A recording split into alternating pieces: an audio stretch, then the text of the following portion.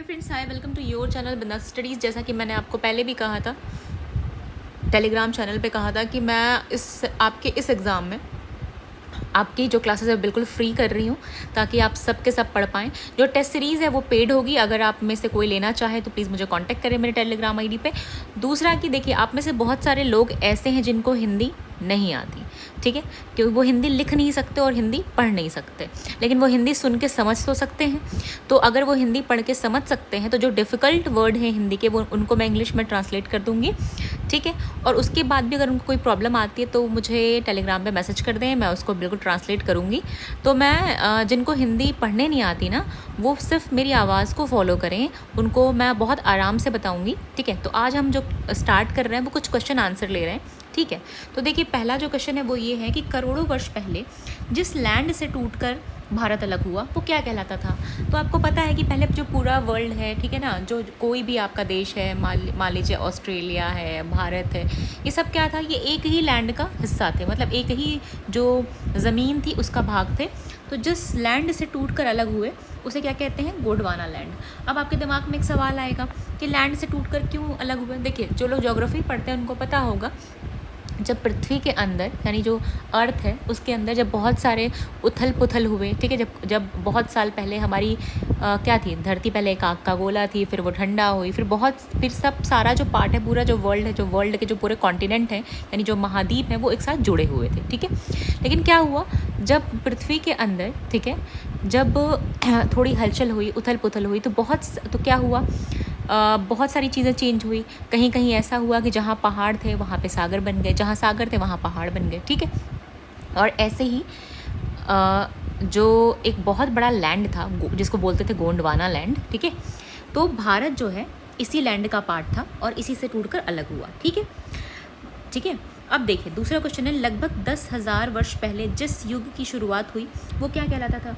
अब आपको पता है कि हम जो हमारा जो प्री हिस्टोरिक टाइम है, ठीक है, जो हमारा कहते हैं ना वो टाइम पीरियड है जब हमें कुछ ऐतिहासिक नहीं, मतलब कुछ लिखा पढ़ा नहीं मिलता, जब हमें सिर्फ मानव के औजार मिल रहे हैं, उसके रहने खाने की चीज़ें मिल रही हैं, ठीक है।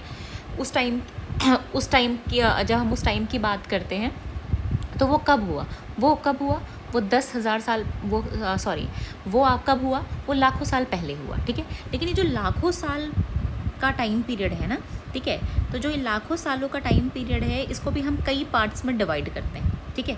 तो 10,000 पहले जिस युग की शुरुआत हुई, तो 10,000 पहले जो युग शुरुआत होता है उसको बोलते हैं होलोसिन। और इसको होलोसिन के अलावा आपका कौन सा टाइम शुरू हो रहा है, अगर आप साइंटिफिक वे में देखेंगे, अगर आप आर्कियोलॉजी के वे में देखेंगे तो आपको पता चलेगा कि वो टाइम पीरियड आपका हो जाएगा मेसोलिथिक पीरियड। बहुत सारी ऐसी जगह हैं जहाँ पे 10,000 साल पहले मेसोलिथिक जो है मध्य पाषाण काल स्टार्ट हो जाता है, ठीक है।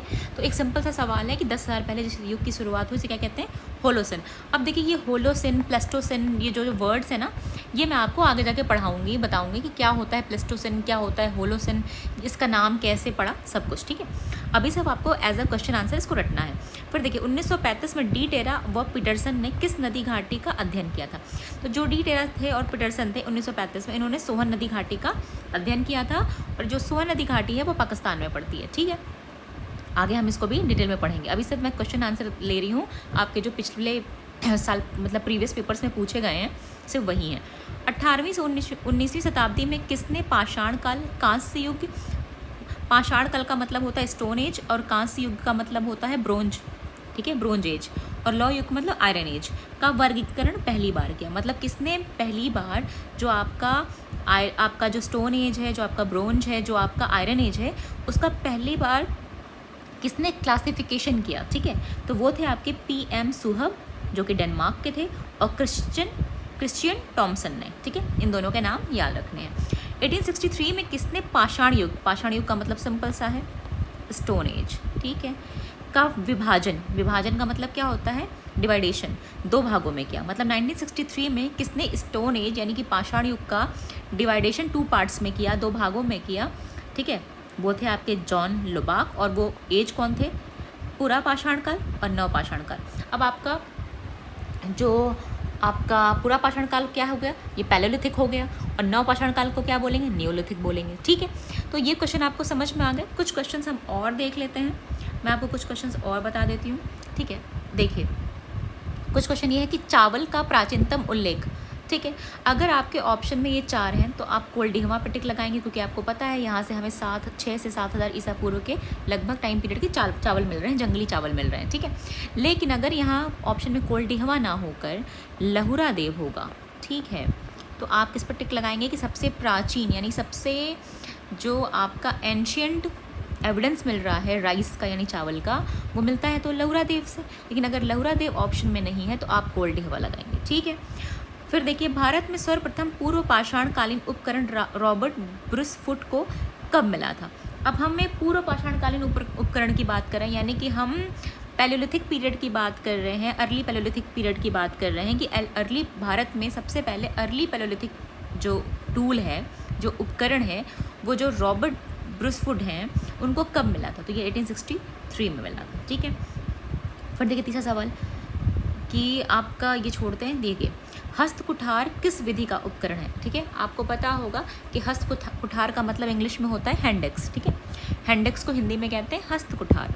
वो किस टेक्निक का उपकरण है, मतलब कि वो किस टेक्निक से बनाया गया था। ठीक है, तो आपको बताना होगा कि ये किस टेक्निक का उपकरण है, और ये क्वेश्चन मैंने पढ़ाया हुआ है तो ये आपके लिए है, ये आप मुझे बताएंगे, ये क्वेश्चन मार्क है। फिर देखिए भीमबेटका की गुफाएं जो है वो कहाँ पर है, आपको पता है जो भीमबेटका है वो मध्य प्रदेश में पर्टिकुलर कहाँ, रायसेन में। ठीक है, तो ये आपके सवाल हैं आज के। इनमें अगर आपको कुछ ना समझ में आया हो तो आप मुझे पूछिएगा, और मैंने भी जानबूझ के थोड़ी सी क्लास बहुत छोटी रखी है, क्योंकि मुझे पता तो चले आप में से कितने क्लास करने आएंगे। ठीक है, उसके अकॉर्डिंग मैं आपके लिए लेक्चर तैयार करूँगी। सी यू देन, टेक केयर।